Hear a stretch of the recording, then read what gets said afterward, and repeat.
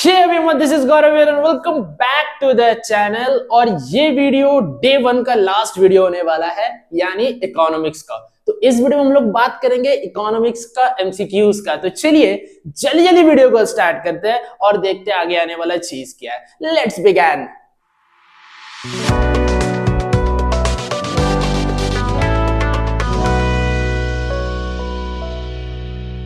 तो देखते हैं कि क्वेश्चन नंबर 1 में क्या कहा गया है। बेसिकली इसमें हम लोग करेंगे मल्टीपल चॉइस क्वेश्चन इकोनॉमिक्स का, जैसे कि आप लोगों को पहले ही बताया गया है। तो चलिए देखते हैं क्वेश्चन नंबर 1 में क्या कहा गया है। The difference between narrow money and broad money. जो नैरो मनी और ब्रॉड मनी का डिफरेंस होता है उसको हम लोग क्या कहते हैं? Time deposit with banks. Clear है? नेक्स्ट मूव ऑन करते हैं क्वेश्चन नंबर 2 में। Current account deficit is unfavourable for the country because it signifies that the nation is a borrower from rest of the world. It reflects that the country does not have enough foreign exchange to finance its international payment. It has demerits for the country, both A and B. तो option number 2 होगा both A and B, यानी कि वो signify करता है कि जो nation है वो क्या है? बोरोवर है, यानी लोन लेने वाला है from the rest of the world. ठीक है, ROW से। और it reflects that the country does not have enough foreign exchange to finance its international payment. और कंट्री के पास इतना सारा फॉरेन एक्सचेंज नहीं है कि वो जो भी इंपोर्ट करवाए हैं उनके अगेंस्ट क्या पेमेंट कर सके। इतना पैसा कंट्री के पास अभी फिलहाल नहीं है, इसीलिए करंट अकाउंट डेफिसिट अनफेवरेबल कब होता है? जब ये दोनों कंडीशन सेटिस्फाई करता है। ठीक है, नेक्स्ट मूव ऑन करेंगे क्या? 3rd नंबर पे। Dash is equal to the difference between AD beyond full employment and AD at full employment. तो ऑप्शन नंबर क्या होगा? C, inflationary gap.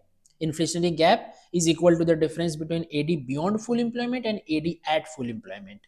ठीक है, आगे बढ़ते हैं। ये काफी परेशान वाला चीज है, ये बच्चों को काफी परेशान करके है।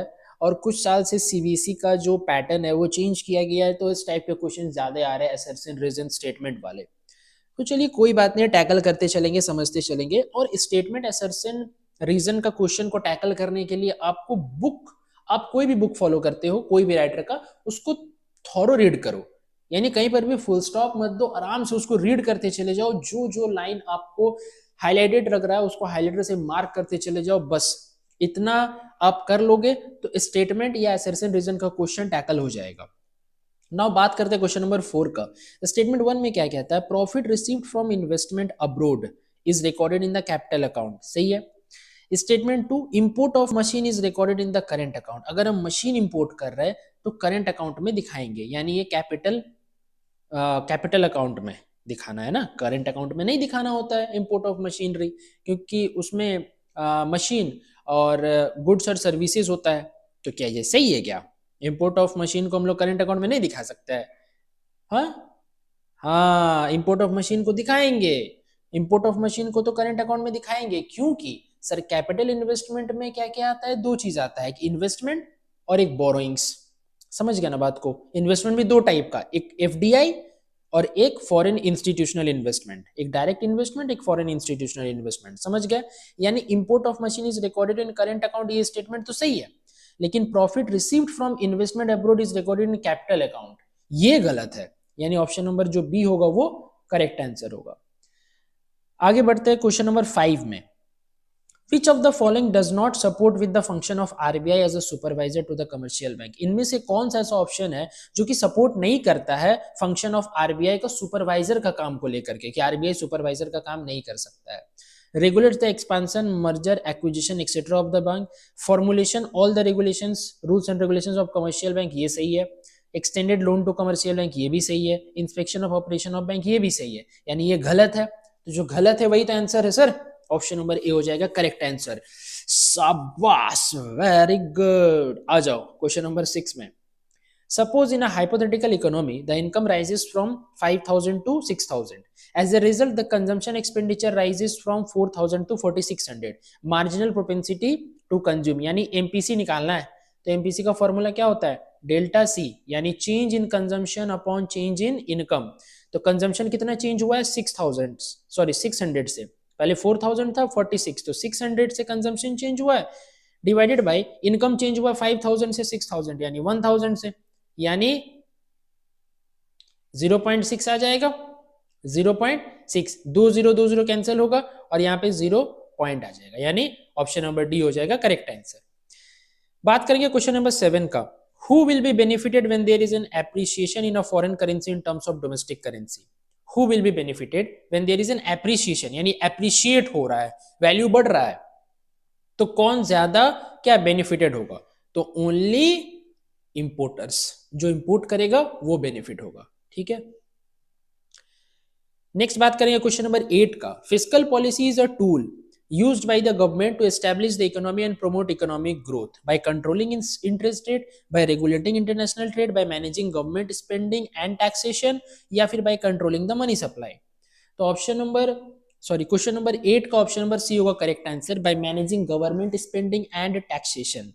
क्लियर है। नाउ मूव करते हैं क्वेश्चन नंबर 9 में, during the outbreak of the second wave of कोविड-19 इन द कंट्री, यानी जब सेकेंड वेव आया कोविड-19 का, India received medical equipments from many country, जो इंडिया है उन लोग उसको बहुत सारे कंट्री से मेडिकल इक्विपमेंट मिला। On which account and which side it will be recorded, कौन सा अकाउंट और कौन सा साइड में ये रिकॉर्ड होगा? तो देखो, जब इक्विपमेंट मिला यानी सामान क्या इंपोर्ट हो रहा है, सही है, यानी करंट अकाउंट में तो होगा। तो देखो ऑप्शन नंबर सी गया, ऑप्शन नंबर ए गया। First of all multiple choice question सही करने का एक ही तरीका है, जो गलत है उसको ढूंढिए, सही ढूंढने का चक्कर में जो आपको सही लग रहा होगा या फिर जो सही होगा भी ना, वो भी आप सोचिएगा कि ये नहीं हो सकता है। इसीलिए जो क्वेश्चन के साथ मैच नहीं कर रहा है, जो गलत लग रहा है ऑप्शन, उसको छांट दो सबसे पहले। तो ऑप्शन नंबर ए नहीं हो सकता, ऑप्शन नंबर सी नहीं हो सकता, क्योंकि कैपिटल अकाउंट है। अब सामान आया है यानी क्या होगा? Option number B, current account का क्रेडिट साइड। क्लियर है? ठीक है सर।